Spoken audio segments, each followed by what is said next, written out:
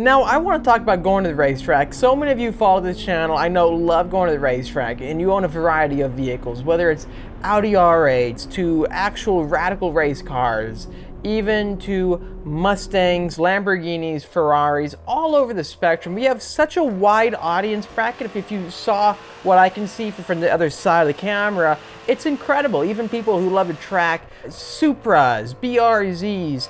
It's such a nice spectrum of enthusiasts, and I really want to ask all of you guys to break down the whole entire consensus right now about getting your car and getting to the racetrack. What is the proper way of doing that, and should you go down the route built versus bought? There's so many thoughts that shoot through my mind right now, and I'm curious to hear your feedback on this. So, when I look at cars like the new Mustang Dark Horse, well, what do you find with it?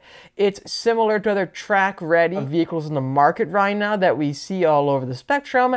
It's just like the GT350 or the Camaro SS1LE, the Ford Mustang Mach-1. These are track package equipped vehicles ready to go to the racetrack, right? Same can be said for the GR Edition Supras with the manuals. Now, you can definitely take it to the track and have fun. My question to all of you is, where do you draw the line of what is the best decision to make? Because if, let's say, I wanted to get into track in a Mustang while I wait to get this GTD, I'm crossing my fingers we get it again, is the best route to buy a Ford Mustang Dark Horse, or is it to buy a Ford Mustang Dark Horse R? Yes, one is meant to race in actual sanctioned classes, but it's also meant to go to the track and you can have fun on a track day. Do you think the capabilities you can get by building out your vehicle, is it enough? Can you go as far as these manufacturers can when building their official race cars from the factory?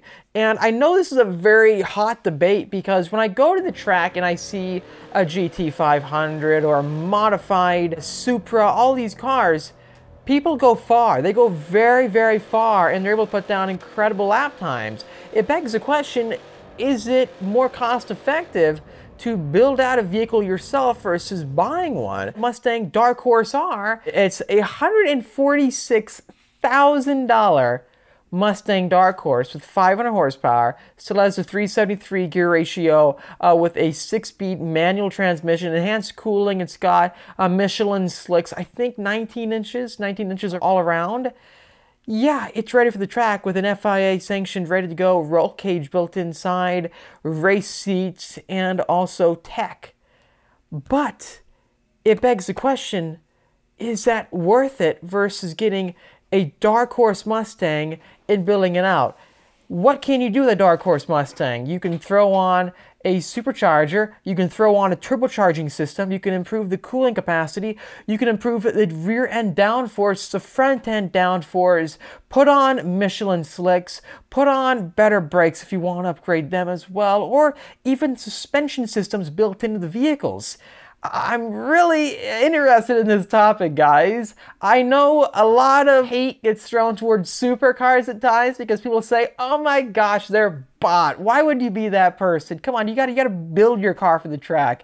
I understand that. I understand your concerns and also thoughts on supercars, but rest assured, some of these supercars are the exact same as you building out a vehicle yourself. The 765, I just watched a video of people, and they're running 127s and 8s even faster at Laguna Seca, meaning 1 minute and 27 seconds or 1 minute 28 second lap times at Laguna Seca. It's incredible that a street car could hit such a time.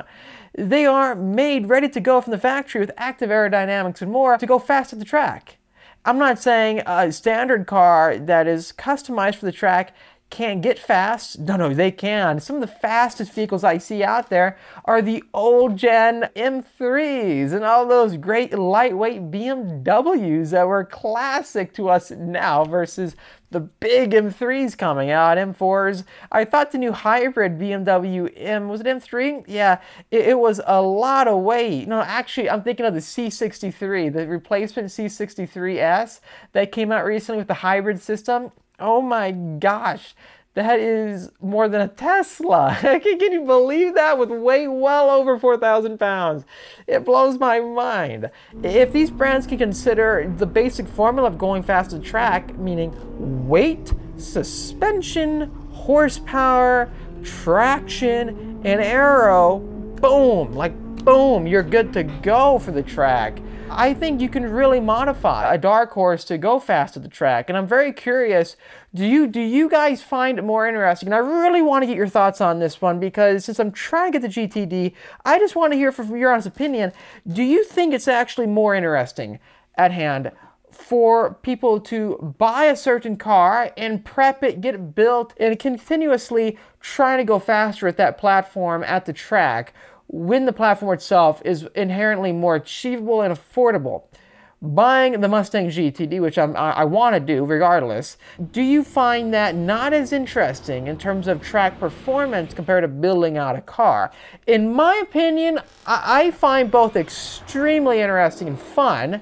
I do love to see what these factory-built supercars can do, because, you know, I'm a younger guy myself. I grew up playing these old video games and seeing Paganis and all these incredible cars and driving them with a controller or the simulation steering wheel. I got hooked on that kind of stuff, and I love Lamborghinis and all these incredible cars like Ford GTs. I think it's really incredible what these finely built automobiles can do. I'm also on the other side of the spectrum where I love the affordable track cars you can buy. I love Miatas. I used to race Miata. The Mustang GT350 I had was a $60,000 Mustang, and it was so much fun. I know many of you loved the track content with the GT350 I posted back in the day. 8,250 RPM V8 just screaming away. It's really cool what that car was like. A manual transmission Tremec. It was so spot on and sharp with those gear changes. The best part was it didn't even have active rev matching. It was that early. Me, I had to learn how to rev match downshift. It was hard, don't get me wrong, because the pedal placement was a bit awkward for it. The brake pedal's like way up here and they're kind of spread apart. The gas pedal's over here. I'm hitting the brake and I'm trying to rotate my right foot heel to blip the throttle. It's hard. It made everything rewarding at the same time. I think the usability of an affordable track car is so exciting. You have to worry about going to track days with too much traffic. No, you go out, you have fun with friends. It's not too expensive to run. I know my friends with their Civic Type Rs and other cars. Man, if you ask them how much money they're spending in tires versus me, the story's completely different.